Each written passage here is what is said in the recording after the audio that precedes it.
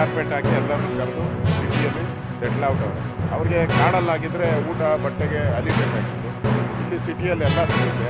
ಏನು ಮಾಡೋದು? ಹಿಂದೂ ದೇವಸ್ಥಾನಗಳಿಗೆ ಅಟ್ಯಾಕ್ ಮಾಡೋದು, ಹಿಂದೂ ದೇವಸ್ಥಾನಗಳಿಗೆ ಅವಮಾನ ಮಾಡುವಂಥದ್ದು. ಈ ಸಿದ್ದರಾಮಯ್ಯನವರಿಗೆ ಇಡೀ ರಾಜ್ಯದಲ್ಲಿ ಪ್ರತಿದಿನವೂ ಕೂಡ ಸಾವಿರಾರು ಕೇಸ್ಗಳು ಬರ್ತಾವೆ, ಸಾವಿರಾರು ಅರ್ಜಿಗಳು DC-ಗೆ SP ಕೊಡ್ತಾರೆ. CBI ತನಿಖೆ ಮಾಡಿ, ED ತನಿಖೆ ಮಾಡಿ, ಏನೇನೋ ತನಿಖೆ ಮಾಡಿ ಅಂತ ಕೊಡ್ತಾರೆ. SIT ಮಾಡಿ, ಯಾವುದಾದಕ್ಕೂ ಕೊಡ್ತಾರೆ. ಯಾರಾದರೂ ವಿಧಾನಸಭೆಯಲ್ಲೂ ಕೂಡ ನಾವು ಫೈಟ್ ಮಾಡ್ತೀರಿ, SIT ತನಿಖೆ ಮಾಡಿ ಅಂದರೆ ನಾವು ಯಾರು ಹೇಳಿದ್ರು ಮಾಡಲ್ಲ.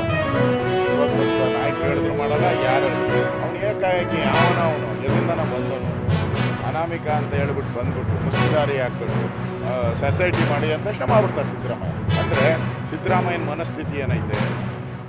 ಅವರು ಈ ಗ್ಯಾಂಗು, ಈ ಟಿಪ್ಪು ಪ್ರೇರಿತವಾದಂಥ ಟಿಪ್ಪು ಸಿದ್ಧಾಂತಗಳನ್ನು ಇರ್ತಕ್ಕಂಥ ಗ್ಯಾಂಗಿಗೆ ಸಿದ್ದರಾಮಯ್ಯ ರೆಗ್ಯುಲರಾಗಿ ಬೆಂಬಲ ಕೊಡ್ತಾರೆ. ಮತ್ತು ಇವತ್ತಿಂದಲ್ಲ, ಅವರು 2013ರಲ್ಲಿ ಮುಖ್ಯಮಂತ್ರಿ ಆದಾಗಿಂದನೂ ಕೂಡ ಬೆಂಬಲ ಕೊಟ್ಕೊಂಡ್ಬರ್ತಾರೆ. ಆ ಗ್ಯಾಂಗ್ ಈಗ ಅವನು ಯಾವನು ಮೇಯ್ನ್ ಸೋಷಿಯಲ್ ಮೀಡಿಯಾದಲ್ಲಿ ಮಾಡ್ತಾವನಲ್ಲ, ಅವನು ಯಾರೋ ಸಮೀರ್ ಅವನು ಯಾರು?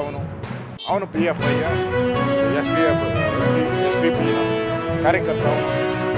ಈ ಸಿದ್ದರಾಮಯ್ಯ ಅವನ ಮಾತು ಕೇಳ್ಕೊಂಡು ಕೊಡ್ತಾ ಇದ್ದಾರೆ ಅಂತಂದರೆ ಇದರಿಂದ ಯಾರಿದ್ದಾರೆ? ಸಿದ್ದರಾಮಯ್ಯ ಇದ್ದಾರೆ. ಅವರ ಆಫೀಸ್ ಪೂರ್ತಿ CM ಆಫೀಸು ಇವರಿಂದ ಸುತ್ತುವರೆದ್ಬಿಟ್ಟಿದೆ. ಈಗ SIT ತನಿಖೆಯನ್ನು ಕೊಟ್ಟಿದ್ದು ನಾವು ಸ್ವಾಗತ ಮಾಡಿದ್ದೀರಿ, ಇಲ್ಲ ಅಂತ ಹೇಳಲ್ಲ. ಪ್ರಾರಂಭದಿಂದನೂ ಹೋರಾಟ ಮಾಡ್ತಾಯಿದ್ದೀವಿ, ಇವತ್ತೇನು ಹೋರಾಟ ಮಾಡ್ತಾ ಇಲ್ಲ.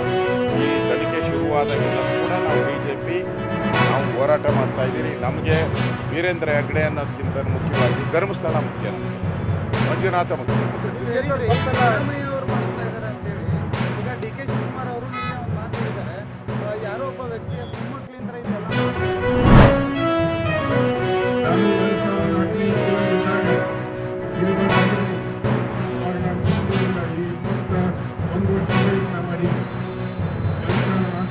ರಾಜ್ಯದ ಮತದಾರ ಪಟ್ಟಿಯನ್ನು ಪುನರ್ವಿಮರ್ಶೆ ಮಾಡಲಿಕ್ಕೆ ನಮ್ಮಲ್ಲಿ ಶಿವಸೇನೆ ಮತ್ತು IS ಅಧಿಕಾರಿಗಳನ್ನು ಭಾವಿಕೊಡ್ತೀನಿ.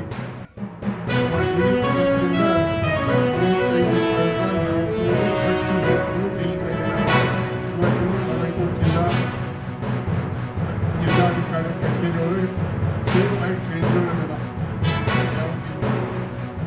ಪ್ರಜಾಪ್ರಭುತ್ವ ಯಾಕೆ ಮಾಡಬೇಕು? ಪ್ರಜಾಪ್ರಭುತ್ವದ ಖಗೋಲೆ ಇದು.